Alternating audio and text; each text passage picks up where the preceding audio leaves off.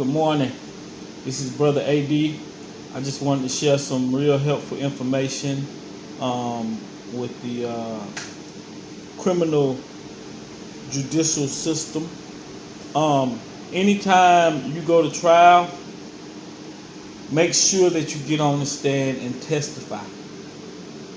Anytime you go to trial, make sure you get on the stand and testify. And I'm going to tell you why. Because anytime you are being accused of doing something, if you don't say that you didn't do it and you tell your side of the story, if you're not willing to tell your side of the story, the jury is going to look at that and they're going to say, well, why didn't he get on the stand to testify? Well, they'll come up with their own assumption as an answer. And sometimes as well, maybe he didn't want to get crossed by the district attorney and be forced to admit what he did or say something, or for some reason like that, they'll assume that that's the reason why you did not testify. Maybe you were hiding something, but it's never a good thing. The good thing about getting on the stand to testify before the jury is that you get an opportunity for them to see who you are. Me personally, the way that I speak, it helped me in my second jury trial because I'm a very good speaker. No, I did not graduate from high school. I'm a dropout, but I have a GED. I got my GED and got a real good score. That was my first and only time that I had to take the GED testing. So I'm smart, I'm intelligent, but at the same time, as far as the educational system, that's not where I deem that I got my whole education from. I got a lot of my education through experience in life. I've been to 2 jury trials. I've been sentenced to 25 years. I've been around different kind of people. Some in which probably never come home again a day in their life from prison and stuff like that. But at the same time, what I'm saying is, if you get accused of something, if you're alleged that you did something, you're accused of taking something or of hurting somebody or doing anything, if you don't never say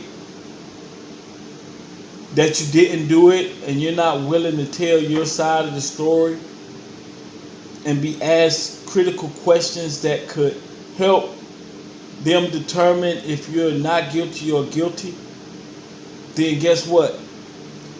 You're not willing to convince the jury that you are not guilty. Even if you did it, even if they have evidence that you did it, the type of character or person when you talk and when you speak, looking at the jurors, you as if they are your peers, because that's how you're going to get judged, as if they're your peers. You don't even know these people, but just listening to the evidence and seeing your character, seeing how you are, who you are, and then making a determination. Because you gotta understand this main one thing. Anytime you go to trial, if you don't do whatever you need to do to convince the jury that you are not guilty, you will be the only one sitting in that courtroom that won't go home. Everybody else going home except you. So think about it.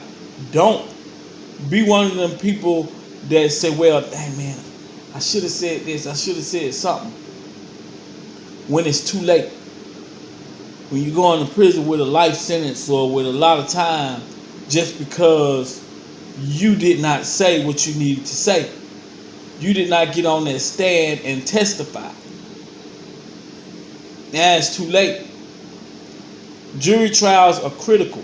And the reason why they are very, very, very critical, they have 2 processes. they offer you a plea. That plea is too high.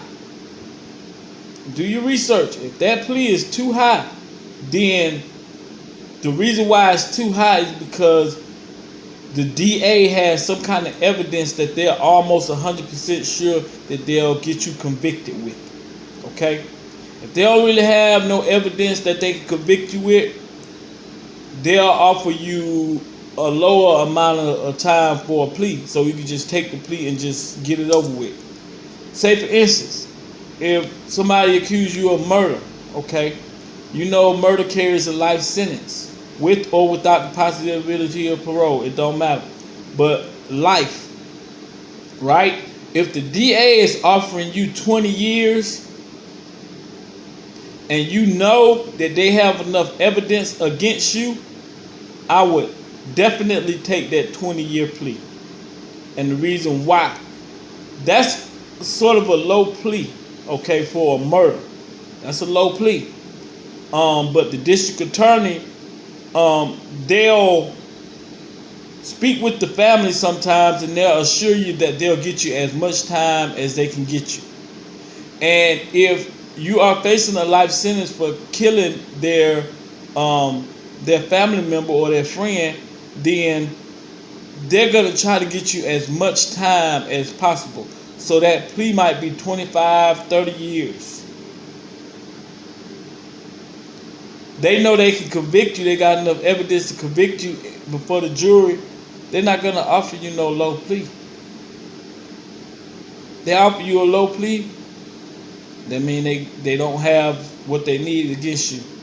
You can basically go to trial and you can get found not guilty, and you can be going home that same day. But there's also a second part of it after the plea bargain, and that's the trial. Now, the trial, you have to always remember, when you go to trial, if you get found guilty, the judge will more than likely give you the maximum sentence. The maximum amount of time that he can give you is what he'll get you. If you can, if the maximum amount of time is a life sentence, more than likely they'll give you life.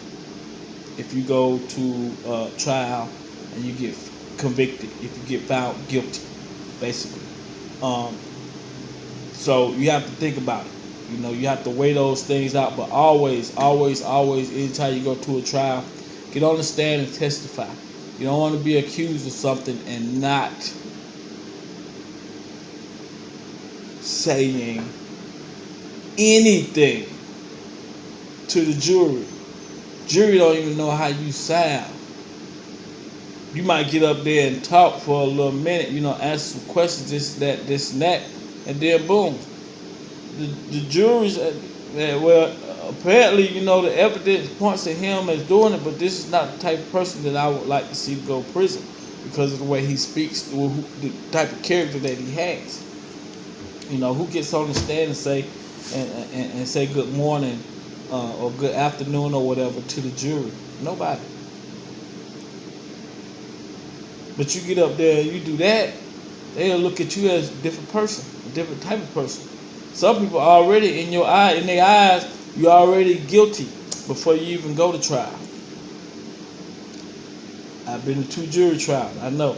I've had 2 white men that, you know, got struck from the jury pool because were the selectors of the jury pool, and that was their thing. I was already guilty before I even went to trial. One of them said it's because the indictment in the grand jury, they indicted. So, you know, he already figured that because of the grand jury approving the indictment that I was guilty. So he got stricken from the jury pool, the selection for the jury pool. Point blank and serious. But get on that stand and testify anytime you get accused for something.